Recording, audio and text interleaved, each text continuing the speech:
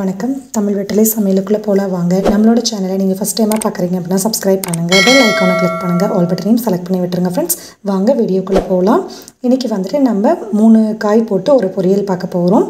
அதை எப்படி பண்றதுன்னு பார்க்கலாம். கடாய் வச்சிட்டு எண்ணெய் ஹீட் ஆனதும் கடுகு, அதுக்கு அப்புறம் பெருங்காயத்தூள் சேர்த்துக்கோங்க. ஒரே ஒரு காஞ்ச மிளகா கிள்ளாம இப்படி முழுசா சேர்த்துக்கோங்க. ஒரு பெரிய வெங்காயம் நீல வாக்கில் கட் பண்ணிட்டு அதையும் நல்லா எண்ணெயில் பரட்டி விட்டுருங்க.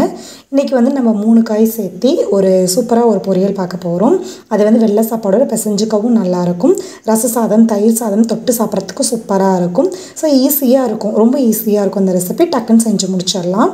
3 பச்சை மிளகா, ஒரு கொஞ்சம் கருவேப்பிலை, இது எல்லாத்தையும் சேர்த்து கலந்ததுக்கப்புறமா ஒரு சின்ன தக்காளி நல்லா பொடுசாக கட் பண்ணிட்டு கலந்து விட்டுருங்க.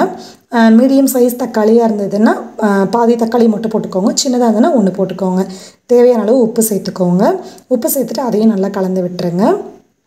அதுக்கப்புறம் வந்து ஒரு ஸ்பூன் அளவு இஞ்சி பூண்டு பேஸ்ட்டு அதையும் சேர்த்து நல்லா கலந்துட்டு இஞ்சி பூண்டோட பச்சை வாசனை போனதுக்கப்புறமா பாசிப்பருப்பு வந்துட்டு சிறு பருப்புன்னு சொல்லுவோம் இல்லைங்களா, அது வந்து 2 ஸ்பூன் அளவு எடுத்துட்டு நல்லா தண்ணியில் கழுவிட்டு ஒரு 1/4 மணி நேரம் போல் ஊற வச்சுட்டு அந்த பருப்பை அந்த ஊறின தண்ணியோடவே உள்ளே சேர்த்துக்கோங்க. அந்த தண்ணி பத்தில் கொஞ்சமாக இருக்குது அப்படின்னா இன்னும் கொஞ்சம் தண்ணி சேர்த்துக்கோங்க. பருப்பை வந்துட்டு ஒரு 1/4 பாகம் வேகணும். 1/4 பாகம் வெந்ததுக்கப்புறமா கேரட், பீன்ஸ், முட்டைக்கோஸ் இந்த 3 காயும் நல்லா உங்களுக்கு தேவையான அளவில், நான் கொஞ்சம் சின்னதாக கட் பண்ணியிருக்கேன். உங்களுக்கு இன்னமும் சின்னதாக வேணும்னா கட் பண்ணிக்கோங்க, இல்லை கொஞ்சம் பெருசாக வேணும்னா கட் பண்ணிக்கோங்க. அதை கட் பண்ணிட்டு எல்லா காயும் உள்ளே சேர்த்து நல்லா கலந்து விட்டுருங்க. கூட வந்து கொஞ்சம் மஞ்சள் தூள், 3/4 ஸ்பூன் அளவு கரம் மசாலா, 3/4 ஸ்பூன் மட்டும் கரெக்டாக போடுங்க. அதிகமாக போட்டிங்க அப்படின்னா மசாலா வாசனை மாதிரி தெரியும். ஸோ இது பொரியல் டைப்புக்கு டேஸ்ட்டு வராது உங்களுக்கு. இப்போ இது எல்லாத்தையும் கலந்துட்டு நல்லா மூடி போட்டு வச்சுருங்க. அந்த பருப்பில் இருக்க தண்ணியே போதுமானதாக இருக்கும். காய் வெந்துருச்சு அப்படின்னா தண்ணி திருப்பி சேர்த்துக்க வேண்டாம். காய் வேகலை, தண்ணி சுண்டிருச்சு அப்படின்னா ஒரு 1/4 டம்ளர் போல் தண்ணி சேர்த்து காயை நல்லா பஞ்சு போல் வேக வச்சு எடுத்துக்கோங்க. பருப்பு வந்து குழஞ்சிடக்கூடாது, ஆனால் வாயில் கடிப்பட்டதுன்னா பருப்பு நல்லா கரைஞ்சிடணும். அந்த போல் வேக வச்சு எடுத்துக்கோங்க.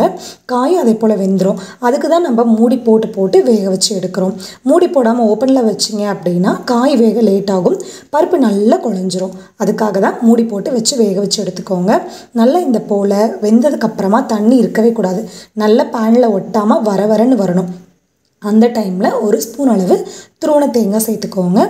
சேர்த்துட்டு நல்லா கலந்து விட்டுருங்க. நம்மளோட எல்லா காயும் சேர்த்த பொரியல் வந்துட்டு சூப்பராக தயாராகிருச்சு. கொஞ்சம் வாசனைக்கு மேலால் மல்லி இலை சேர்த்துக்கோங்க. இன்னமும் கூடுதல் டேஸ்ட்டு தரும் உங்களுக்கு. ரொம்ப சூப்பராக இருக்கும் இந்த ரெசிபி. எல்லா கலவை சாப்பாடுக்கும் தொட்டு சாப்பிட்றதுக்கு நல்லாயிருக்கும். சூடாக வெள்ளை சாதம், ரசம், தயிரோடு சாப்பிடையில சூப்பராக இருக்கும். சாம்பாருக்கு தொட்டு சாப்பிடையிலையும் நல்லாயிருக்கும். வெறுமனே ஒயிட் ரைஸ் வச்சுட்டு இந்த காய் போட்டு பசங்க சாப்பிட ரொம்ப சூப்பராக இருக்கும். ஈஸியான இந்த ரெசிபியை கண்டிப்பாக ட்ரை பண்ணுங்கள். ரொம்ப ஈஸியாக இருக்கும். உங்கள் வீட்டில் குட்டீஸ் ஏதாவது காய் சாப்பிடல, கண்டிப்பாக முட்டைக்கோஸ், பீன்ஸ் சாப்பிட மாட்டாங்க. அப்படி இருக்கவங்களுக்கு இந்த போல் எல்லாம் சேர்த்து செஞ்சு கொடுத்தீங்க அப்படின்னா முட்டைக்கோஸ், பீன்ஸோட வாசனையும் உங்களுக்கு தெரியாது. கேரட்டோட ஃப்ளேவர் மட்டும்தான் முழுக்க இருக்கிற மாதிரி இருக்கும். ஸோ ரொம்ப சூப்பராக இருக்கும் இந்த ரெசிபி. கண்டிப்பாக ட்ரை பண்ணி பாருங்கள். எப்படி இருக்குன்னு சொல்லிட்டு நம்ம கமெண்ட் பண்ணுங்கள். நம்மளோட சேனலை சப்ஸ்கிரைப் பண்ணுங்கள். தேங்க்யூ.